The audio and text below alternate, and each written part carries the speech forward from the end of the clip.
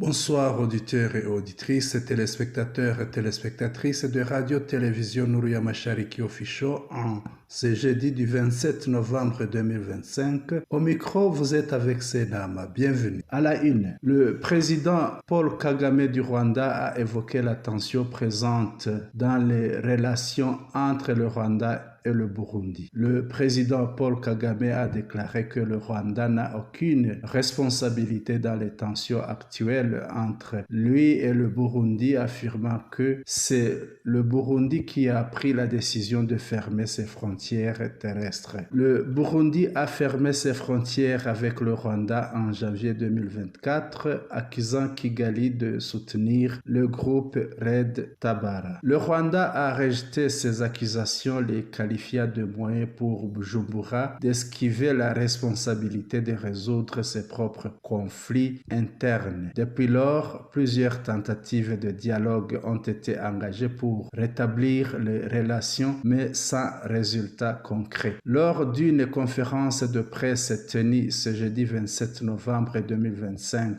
à Kigali, le président Paul Kagame a été interrogé sur l'état actuel de relations entre les deux pays après le récent retour des réfugiés burundais vivant au Rwanda et la participation des militaires burundais à une réunion tenue à Kigali regroupant les chefs des forces terrestres. Le président Kagame a indiqué qu'il n'y a eu aucun changement dans les relations bilatérales puisque les frontières restent fermées. Il a déclaré: les frontières sont restées dans le même état. Dès le début, la fermeture de ces frontières n'a absolument rien à voir avec le Rwanda. Ce sont les Burundais qui ont choisi de les fermer. Nous leur disons que lorsqu'ils voudront les ouvrir libres à eux, nous ne les avons jamais fermés. Il a poursuivi en soulignant que malgré la situation, les citoyens des deux pays peuvent se déplacer et que des discussions visant à relancer les relations peuvent parfois se tenir. Il a expliqué: il y a des personnes qui viennent du Burundi pour venir ici. J'en entends ainsi qui vont du Rwanda vers le Burundi. Certains voyagent même avec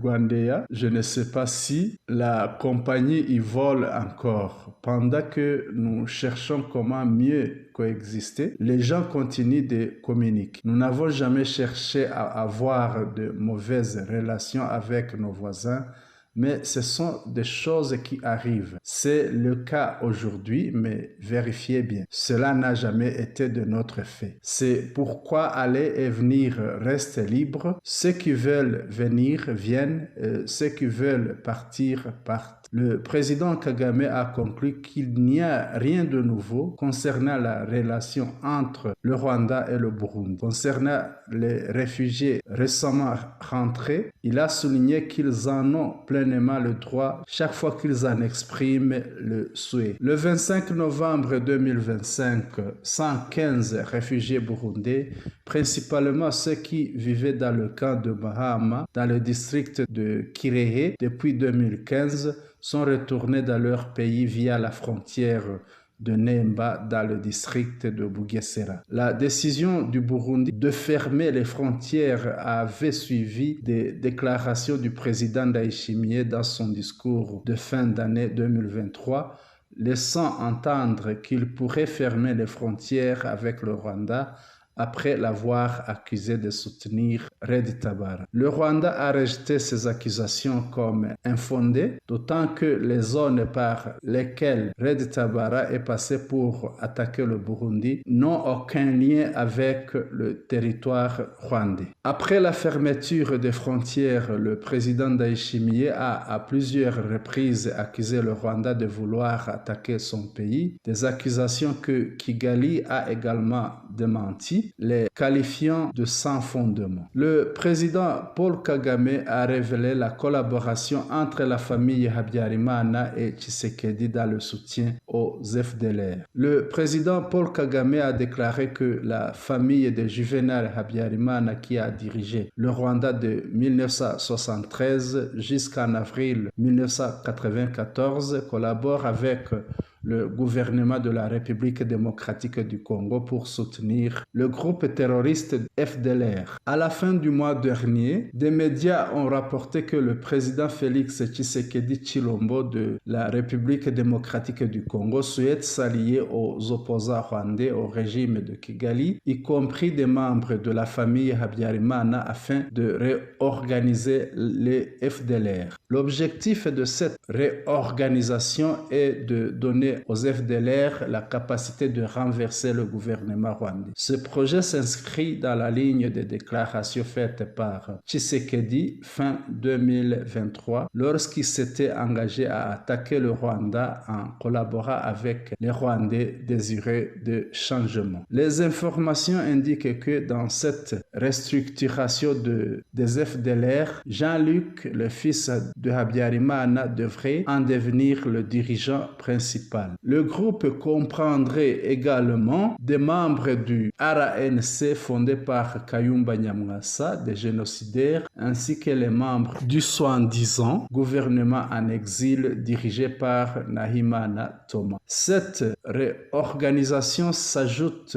au soutien déjà fourni par le gouvernement de la République démocratique du Congo qui collabore depuis longtemps avec les combattants du FDLR en leur fournissant armes, argent, vivres et entraînement militaire. Lors d'une conférence de presse tenue le 27 novembre 2025, le président Paul Kagame a révélé que le Rwanda savait depuis un certain temps que le fils de Habyarimana et d'autres exilés vivant en Europe et aux États-Unis collaborent avec les FDLR et lui apportent un soutien. Il a déclaré: « Ces derniers temps, depuis des années ou de mois, un des fils de Habyarimana ainsi que certains exilés vivant en Europe ou aux États-Unis font partie du programme des FDLR, lui recherchant des combattants, lui donnant de l'argent et ils sont soutenus par le président de la République démocratique du Congo lui-même. » Le président Paul Kagame a précisé que ces Rwandais ont effectué de nombreuses visites à Kinshasa et que leurs activités ont été suivies de près par les autorités rwandaises. Il a ajouté: « Ils ont reçu les moyens de participer à cela de la même manière que certains anciens membres du gouvernement exilés depuis une vingtaine d'années pour leur collaboration avec les FDLR ou pour d'autres actions ayant perturbé le fonctionnement du gouvernement. » Le chef de l'État a souligné que cette situation est également liée au soutien de certains responsables européens de la famille de Habyarimana et d'anciens génocidaires qui protègent les FDLR. Il a expliqué: « On entend parfois des gens dire les FDLR, ce ne sont pas grand monde. Lorsque nous dénonçons les FDLR et ces génocidaires, ce n'est jamais en secret. Ils reçoivent du renfort grâce à leur collaboration avec le gouvernement de Kinshasa ou avec certains dirigeants européens qui les minimisent ouvertement. » En juin 2025, les FDLR comptaient entre 7 000 et 10 000 combattants. Sur le plan militaire, le groupe est dirigé par Pacifique Nhaunguka, alias Général Omega, et sur le plan politique par le lieutenant-général Byiringiro Victor. Le service rwandais de renseignement financier, le FIC, a indiqué qu'au 14 octobre 2025, le général Omega et le lieutenant-général Byiringiro se trouvaient dans le territoire de Walikale, dans la province du Nord Kivu. Passons alors aux informations concernant le Congo. Un Sukhoi 25 des FARDC a bombardé les positions de l'AFC M23 dans les territoires de Masisi et de Walikale en cette date du 27 novembre 2025. Un avion de combat de l'armée de la République démocratique du Congo FARDC a bombardé les positions de la coalition AFC M23 dans les territoires de Walikale et de Masisi, dans la province du Nord Kivu. Ces positions ont été visées par un Sukhoi 25 dans la matinée de ce 27 novembre 2025. Cette attaque a été menée au moment où la coalition Wazalendo lançait également une offensive contre les positions de l'AFC M23 à Kibati, utilisant à la fois des armes lourdes et légères. Il y a 8 mois, les combattants de l'AFC M23 étaient entrés à Kibati. Depuis la fuite de Wazalendo, celui-ci tente régulièrement de réoccuper ses positions appuyées par l'armée congolaise qui mène des frappes aériennes à l'aide d'avions de combat et de drones sans toutefois parvenir à un résultat. Dans la province du Sud Kivu, notamment dans les territoires de Mwenga et de Shabunda, des violents affrontements opposent également depuis plusieurs jours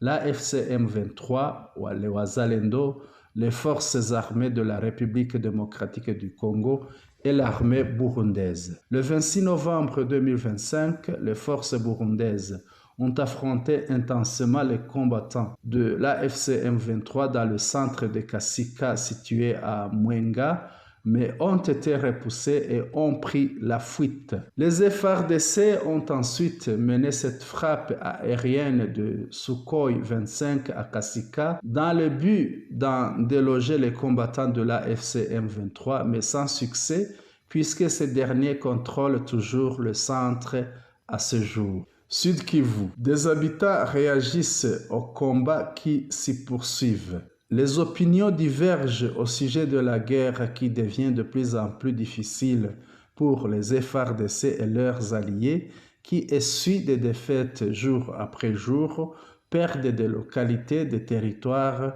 des villages et d'autres zones. Dans ce contexte, on entend de plus en plus dire que Kinshasa a ouvert des dossiers judiciaires contre certains militaires ayant été vaincus face à celui qu'ils appellent ennemi, entendez donc AFC M23, tandis que d'autres sont accusés d'avoir collaboré avec l'ennemi, lequel leur aurait versé d'importantes sommes d'argent pour qu'ils abandonnent les positions qu'ils étaient censés de défendre, disent-ils.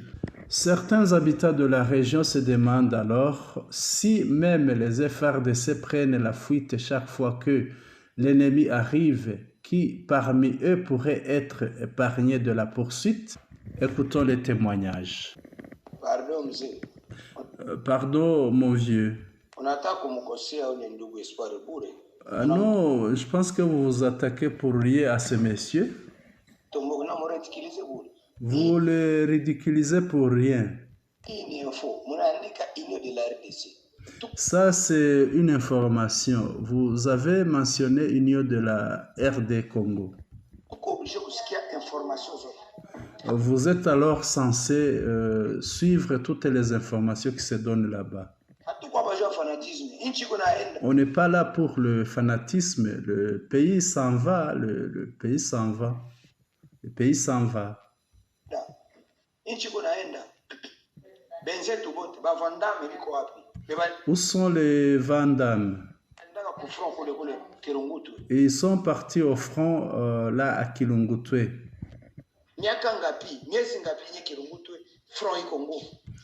Ça fait combien d'années, ça fait combien de mois la ligne de front est dure à Kilungutwe, c'est terrible.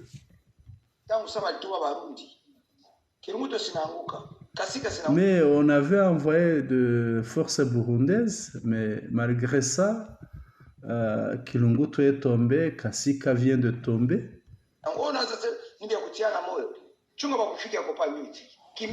Attends alors qu'on arrive là où tu es. Tu vas le savoir. Où est Kimbili? N'est-ce pas que Kimbili est tombé? Quand on parle d'autres localités qui sont tombées,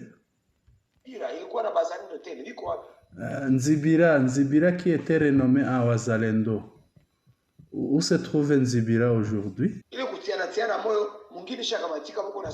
Question de s'attaquer en désordre comme ça, parce que les localités sont tombées aux mains de nos adversaires. Alors vous trompez les gens, vous dites que telle localité n'est pas tombée, telle autre n'est pas tombée, et pourtant la localité a déjà été récupérée par la FCM 23. Ça ne suffit pas. Haiko ya kutuambia ile Français unasema après la guerre c'est la justice. Quand tu dis après la guerre c'est la justice, à quoi servira ton français là-bas? Mimi mwenyewe nasema batakia nitikia kwa justice gani? Moi je serai jugé comment? Quelle justice va me juger? Kamata bunduki na kuua watu wanatema barrière. Mchunge sasa mwa. Acha bwana. Alors, ces gens-là qui ont pris des armes, ils ont érigé des barrières, ils ont tué des gens.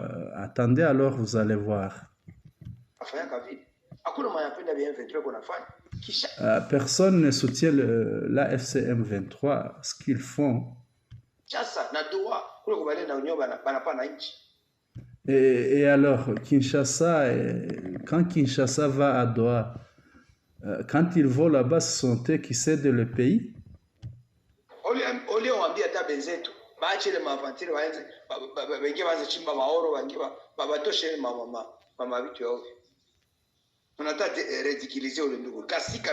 Vous voulez ridiculiser notre frère là-bas, au lieu qu'on lui dise de laisser l'aventure de Wazalendo et aller creuser de l'or. Alors vous voulez ridiculiser notre frère.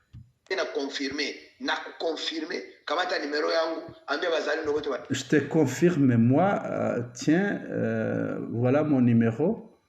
Dites à tous les Wazalendo, je te dis que Kasika est tombé. Qu'ils viennent alors, ces Wazalendo, qu'ils viennent m'incarcérer. Et tu te crois Muzalendo plus que les autres. Kilungutu est déjà tombé, Kalama déjà tombé. Il reste seulement Mwenga. Et jusque-là, même si Mwenga reste, les FRDC ont déjà pillé la cité de Mwenga. Ceux qui n'ont pas pillé, ce sont les Wazalendo, tandis que les FRDC ont pillé Mwenga.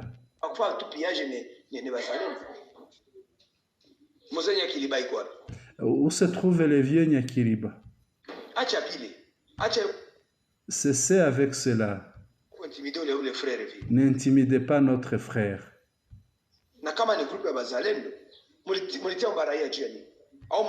Si alors le groupe est pour les Wazalendo, pourquoi alors avez-vous mis dedans les civils?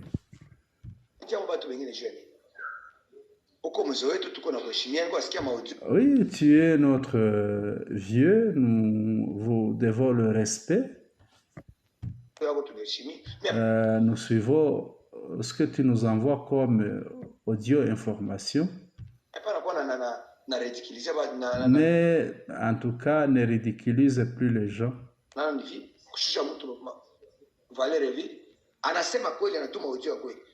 Alors, question de diminuer les gens, la valeur, non, c'est avec cela. L'information qu'il a envoyée, c'est une information vraie.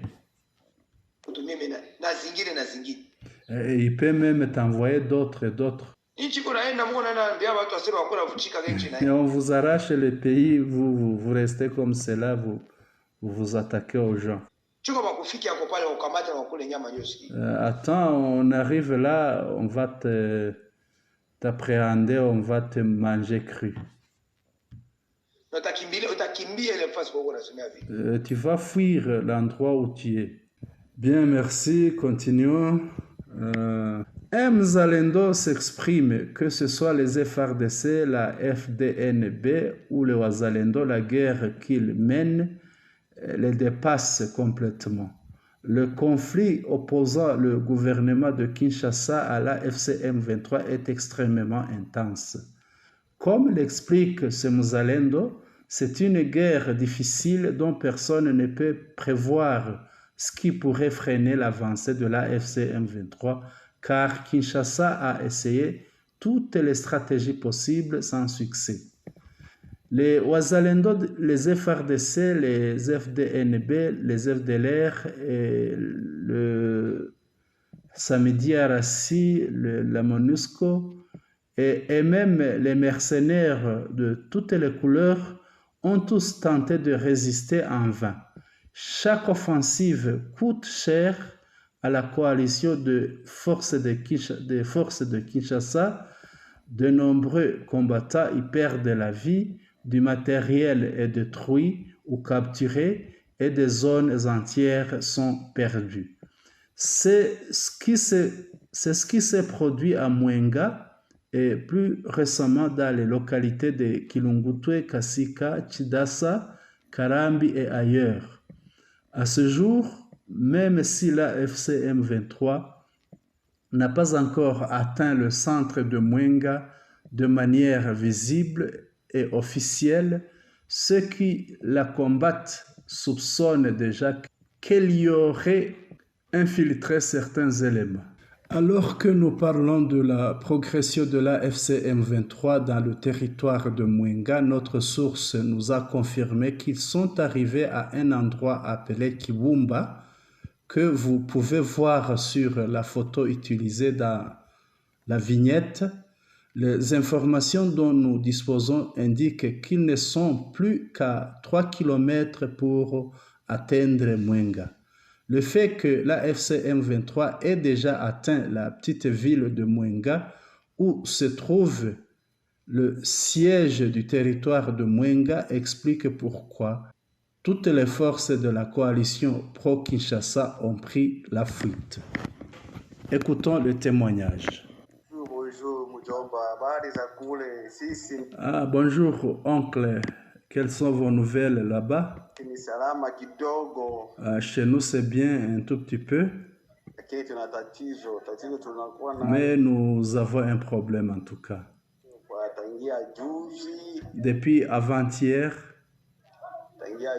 ndio mambo ilitupia nzito kabisa, poa ilitushinda depuis avant-hier, en tout cas, les choses sont devenues plus décisives quant à nous autres, parce que c'était fort, c'était lourd d'affronter la FCM 23. Jengua tunakuwaka kule kupita Kirungutwe.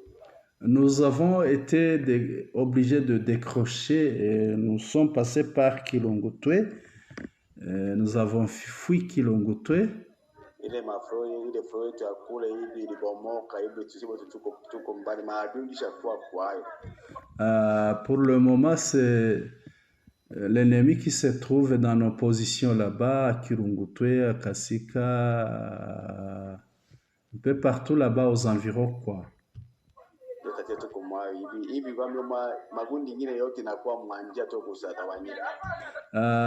Nous avons été dispersés,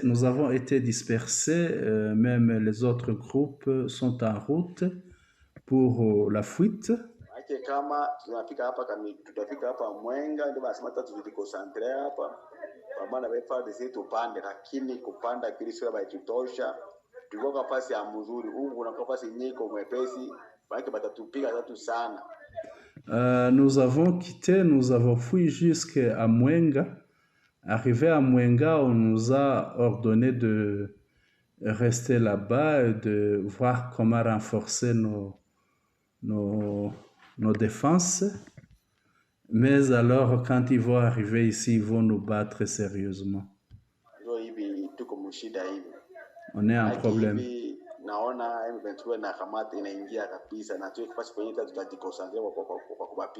On voit même la FCM 23 entrer là où nous étions.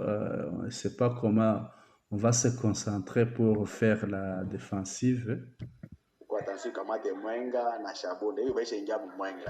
Ils veulent récupérer Mwenga. Ils sont déjà à Mwenga. Ils sont déjà entrés à Mwenga. Ils veulent aussi récupérer le territoire de Shabunda.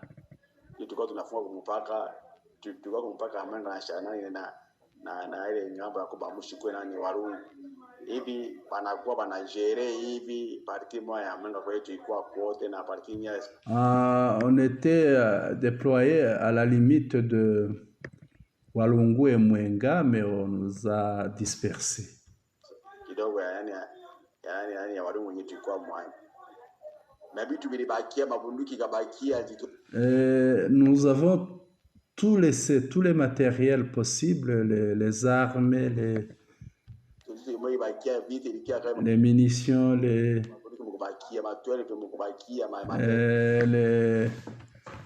armes lourdes comme 12.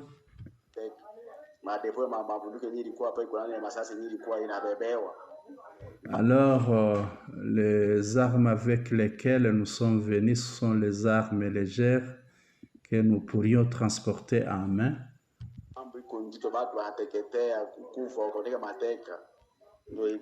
Mon cher ami,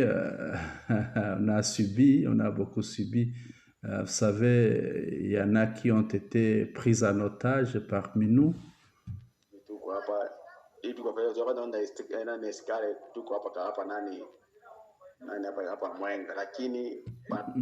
Pour le moment, nous arrivons ici à Mwenga. On nous a ordonné, on nous a instruit que nous ne pouvons jamais quitter Mwenga, que celui qui veut quitter Mwenga, qu'il cède son arme.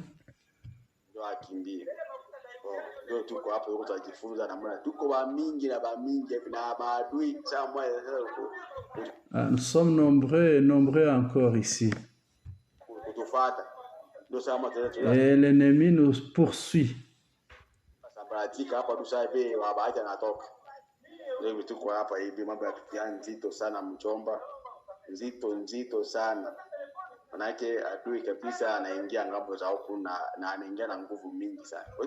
Nous sommes ici à Mwenga, mais l'ennemi est entré avec plus de force. Cher oncle, vous savez, nous venons de faire 11 mois ayant en tout cas fortifié notre défense là-bas à la limite Mwenga Walungu.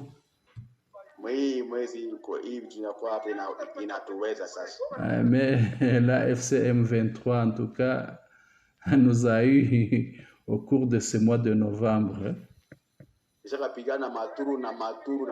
On a combattu des batailles, mais celle-ci en tout cas, c'était grave.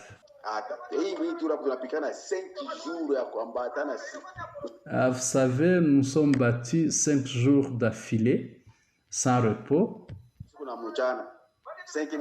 la nuit et la journée. Alors, c'est à l'issue de ces 5 jours, en tout cas, que la FCM 23 nous a eu. Voilà, c'était un témoignage d'Mzalendo. On peut passer alors à autre chose. Ouele, les députés ignorent la décision de Kinshasa et déposent une motion de méfiance contre le gouverneur Bakomito. Une motion de défiance visant le gouverneur Jean Bakomito a été introduite ce mercredi 26 novembre à l'Assemblée provinciale du Haut-Ouélé. Le document adressé au président de l'Assemblée énumère plusieurs reproches à l'encontre du gouverneur. Les 4 députés initiateurs décrivent Jean Bakomito comme un dirigeant clientéliste, fermé et déconnecté des aspirations de la population. Il lui impute un favoritisme systématique envers un petit cercle d'amis, une incapacité flagrante à gérer les affaires publiques et un éloignement progressif de la vision du président Félix Tshisekedi axée, selon eux, sur la bonne gouvernance et le développement. Le gouverneur est également critiqué pour ses longues absences d'Issiro, la capitale provinciale. La loi l'oblige donc à comparaître devant l'Assemblée provinciale dans les 48 heures suivant le dépôt de la motion. Cette initiative intervient malgré l'appel de Kinshasa à suspendre toute motion de défiance et pétition au sein des assemblées provinciales. Dans le Haut-Uélé, les députés initiateurs affirment toutefois que leur marche répond à tous les critères de recevabilité prévus par la réglementation. À travers le pays, au moins 9 provinces sont concernées par des motions contre les gouverneurs ou des pétitions visant les assemblées provinciales. Début novembre, les présidents des organes délibérants et les exécutifs provinciaux avaient été réunis à Kinshasa pour discuter de la stabilité institutionnelle, réunion qui avait abouti à la décision de mettre en pause les initiatives de destitution des autorités provinciales. Le général Ntamu a prêté serment pour diriger la Guinée-Bissau après un coup d'État mené par son collègue. Le général Horta Ntamu a été nommé président de la transition en Guinée-Bissau après que Umaro Sissoko Embalo ait été déchu du pouvoir le 26 novembre 2025. Dans l'après-midi du 26 novembre, Umaro a accordé une interview téléphonique aux médias, leur annonça qu'il avait été renversé par des militaires dirigés par le chef des forces terrestres, le brigadier général Denis Nchana, qui l'avait également arrêté. Par la suite, le brigadier général Nchana est apparu à la télévision nationale informant la population que le Conseil supérieur des forces armées assurerait la direction du pays jusqu'à la mise en place d'un nouveau gouvernement. Ce 27 novembre, le général Ntamu a prêté serment pour diriger le Conseil supérieur des forces armées et assumer la direction intérimaire du pays pendant une période de... La cérémonie s'est tenue dans la salle de réunion du siège des forces armées. La radio internationale française RFI a rapporté que Umaro est toujours détenu au siège de l'armée de Guinée-Bissau et que le chef d'État de la région s'emploie à obtenir son transfert vers un lieu sûr.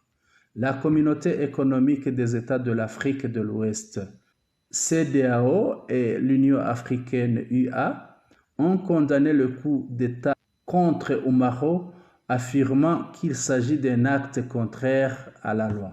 Ce coup d'État est survenu 3 jours après l'élection présidentielle lors de laquelle Umaro affirmait l'avoir remporté avec 65% de voix. La Commission électorale nationale devait en annoncer les résultats ce 27 novembre 2025.